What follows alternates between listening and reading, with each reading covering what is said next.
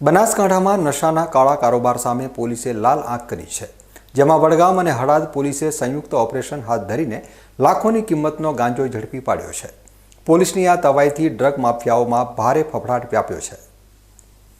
બનાસકાંઠા જિલ્લા પોલીસને માદક પદાર્થોની હેરાફેરી અંગે મળેલી ચોક્કસ બાતમીના આધારે વડગામ અને હડાદ પોલીસે મધરાતે ફિલ્મી ઢબે ઓપરેશન પાર પાડ્યું હતું। આ કાર્યવાહી દરમિયાન પોલીસે કુલ 14 કિલો 630 ગ્રામ ગાંજાનો જથ્થો પકડી પાડ્યો છે, જેની બજાર કિંમત અંદાજે 7,31,500 રૂપિયા થાય છે। આ ઓપરેશનમાં પોલીસે કુલ 5 આરોપીઓની ધરપકડ કરી છે, જ્યારે તેમની પાસેથી વાહન સહિત કુલ 12,66,500 રૂપિયાનો મુદ્દામાલ જપ્ત કરવામાં આવ્યો છે। પકડાયેલા તમામ શખ્સો વિરુદ્ધ એનડીપીએસ એક્ટ હેઠળ ગુનો નોંધી કાયદેસરની કાર્યવાહી હાથ ધરવામાં આવી છે।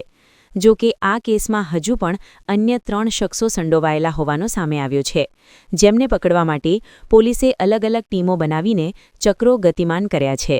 પોલીસ હવે એ દિશામાં તપાસ કરી રહી છે કે આટલો મોટો નશાનો જથ્થો ક્યાંથી લાવવામાં આવ્યો હતો અને તેને ક્યાં સપ્લાય કરવાનો હતો।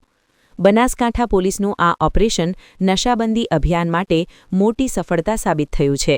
7 લાખથી વધુનો ગાંજો પકડાયા બાદ હવે આ રેકેટના મૂળ સુધી પહોંચવા પોલીસ મથી રહી છે।